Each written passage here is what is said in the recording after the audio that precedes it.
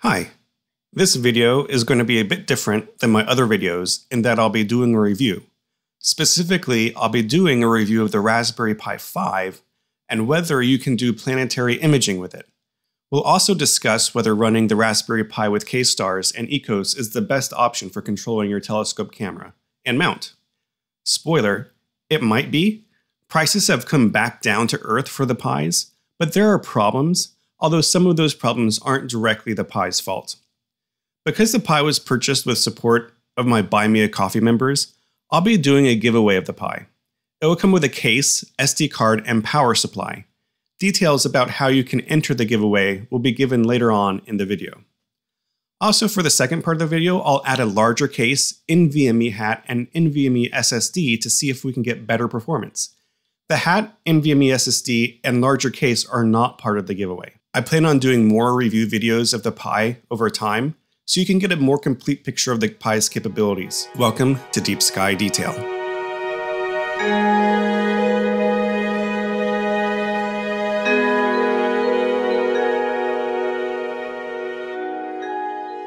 Alright, let's talk about Raspberry Pis. They're delicious. I mean, they're single board computers. The CPU, RAM, and graphics chip, USB ports, Wi-Fi, and everything about the computer are on a board that is about the size of a credit card. The Raspberry Pi 5 is the latest iteration of the Raspberry Pi. Raspberry Pis are not the only type of single board computers out there, but I'd say they're the most well-known out of several other reputable brands like RPi, Banana Pi, and others. Why would I want one for astrophotography? Well, I've been using a Raspberry Pi 4 for the past few years to do everything related to the actual imaging of astronomy targets, from controlling the mount to taking images to guiding, plate solving, etc. The Pi 4 I used only had 1 GB of RAM, but it got the job done running K-Stars and PhD2. It is light, so I can mount it on the telescope if I want to. It doesn't use a lot of electricity, so when I'm out in the field with just a battery pack, I can run the Pi all night without any worries. You can use a micro SD card for memory and a boot drive, or you can add an NVMe hat onto the top of the Pi to get better performance. Unlike other dedicated single board computers out there like the ZWO ASI Air, it does not lock you into using just one brand of products, and is cheaper.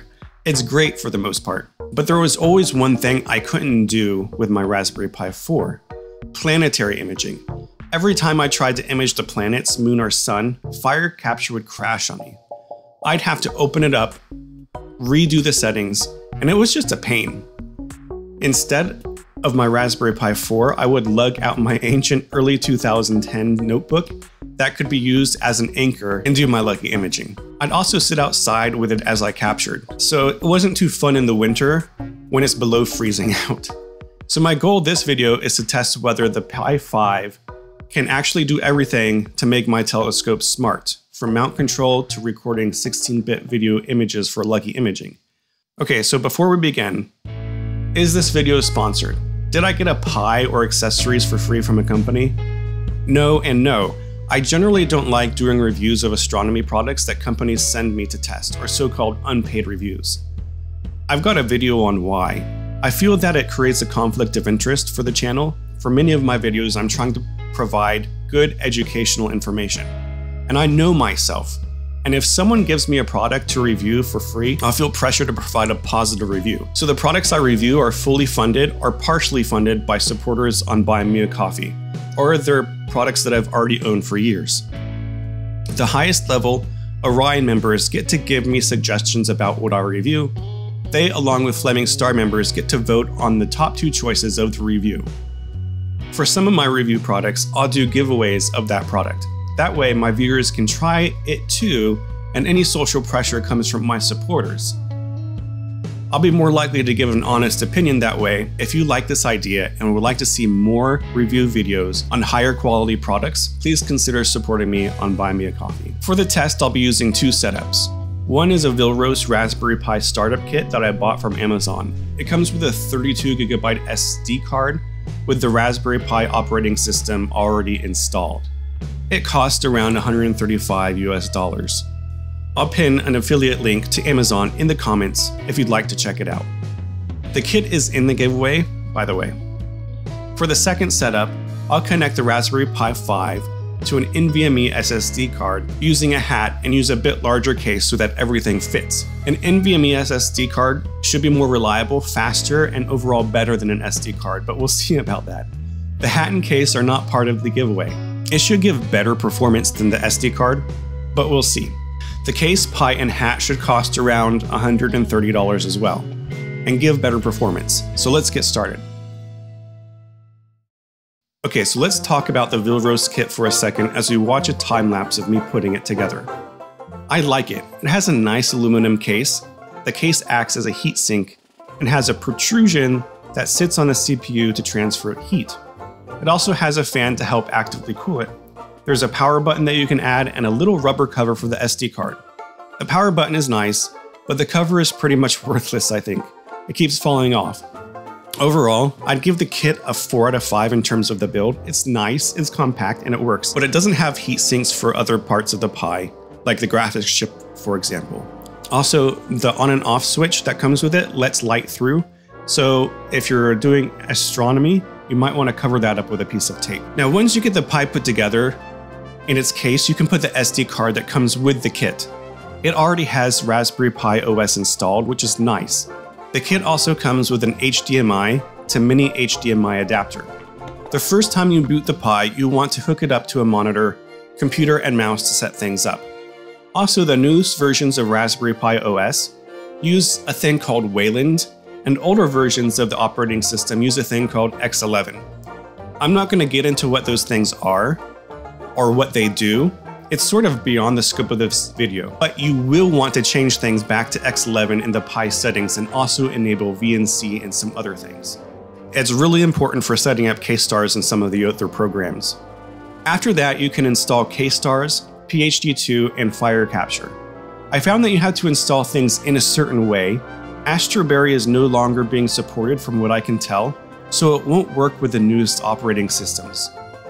In the next couple of days, I'll provide a link on Buy Me a Coffee that will be public for how I set things up. Should I do a separate video for that? Also, let me know if you'd be interested in me providing SD or NVMe cards with all the programs installed as merch. Would you be willing to buy one that you can put in your own Raspberry Pi? I want to support the K-Stars and indie community, and the installation can be the hardest thing for people to figure out. Having an SD card or NVMe drive ready to go for people could help them get started. Okay, let's get imaging and do some tests. Okay, so I'm here with my AED refractor. I'm going to be taking some images of the moon. I'll be using my ASI 224MC camera as well as a 2x Barlow. And inside the Barlow, I also have an O3 filter just because I don't have my UV IR cut filter ready. It's on my other imaging rig.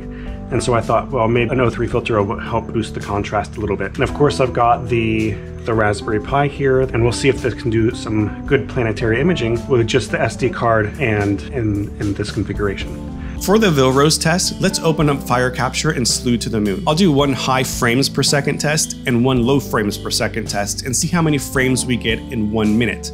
For the high frames per second test, the shutter speed was about 14 milliseconds. That means in a perfect world, I could get 71.4 frames per second.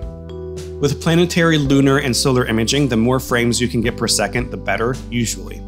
When you stack the individual frames in Auto Stacker, you can then be more picky with how many frames you throw out and thus get a better image. In 1 minute, I should be able to get about 4,284 frames maximum. How many frames did I actually get? 959. Keep in mind, I was capturing the full frame of the 224 camera. So 959 frames isn't that bad, I don't think, especially for a Raspberry Pi running off an SD card. Also keep in mind that if you're doing planetary imaging, you won't be capturing the full frame. You'll likely be doing a region of interest, and will probably get more frames as a result. Also keep in mind that the speed of your SD card does matter. For the low frames per second test, the shutter speed was about 30 milliseconds. Theoretically, the maximum FPS is 31. That means I could get a maximum of 1,998 frames. How many did I get? 1,917. That's actually quite impressive, I think. Here is one of the images of the moon. It's decent.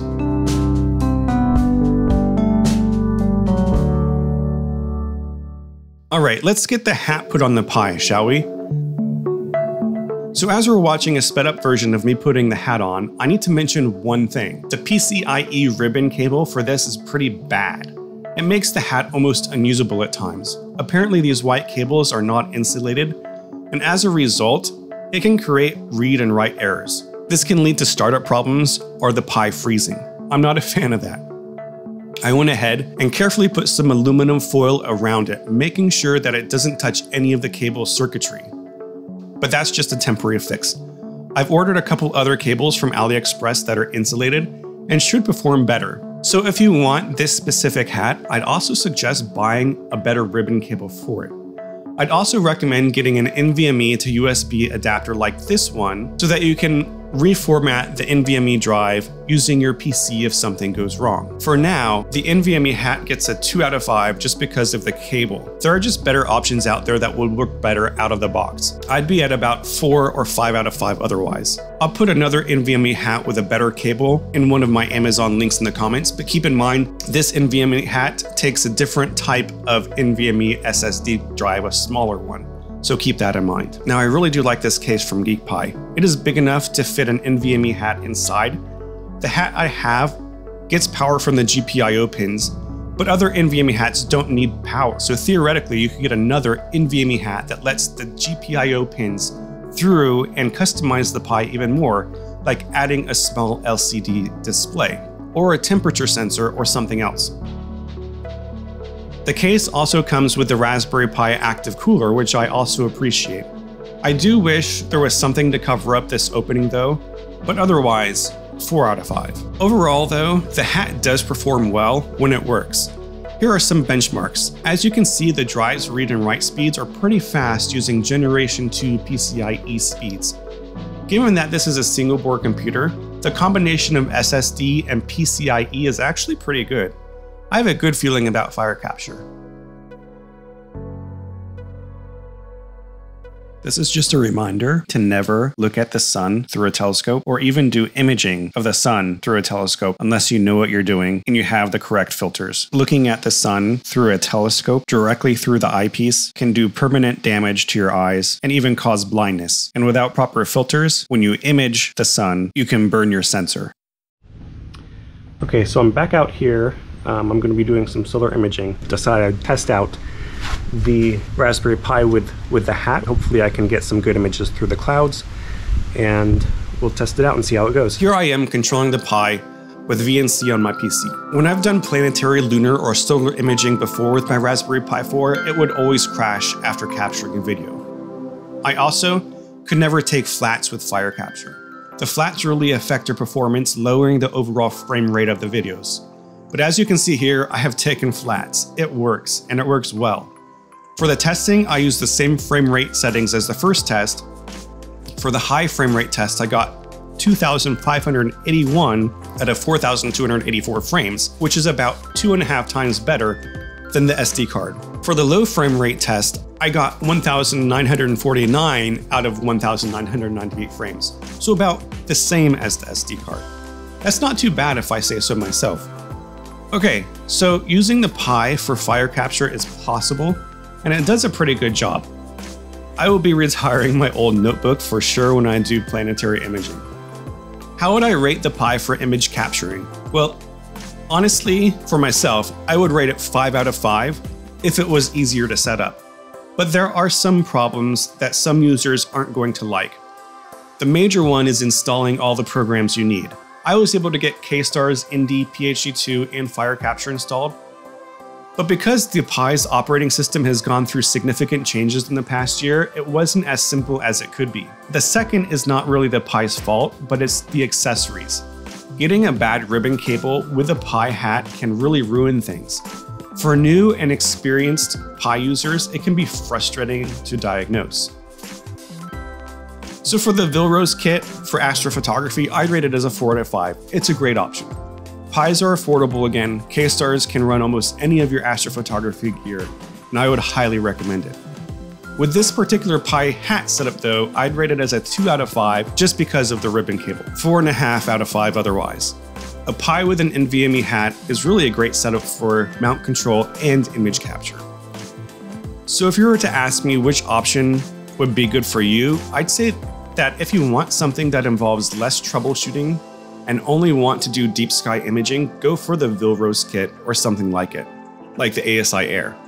The 32GB SD card is not going to be enough storage for many astrophotographers, but if you simply add a USB thumb drive, you can save your subframes on that, and then easily transfer them to your main computer later.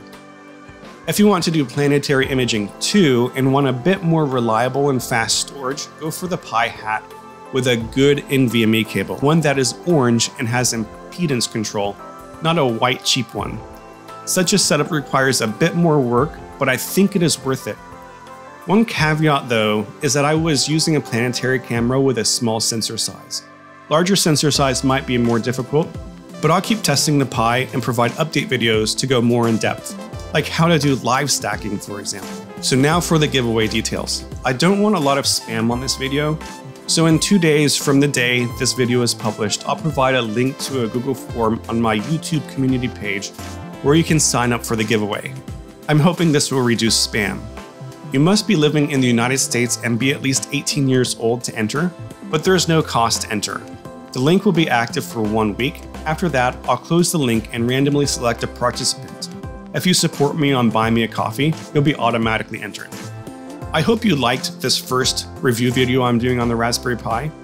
And if you like open source software and other things, check out these videos that I've done processing astrophotography images with free software.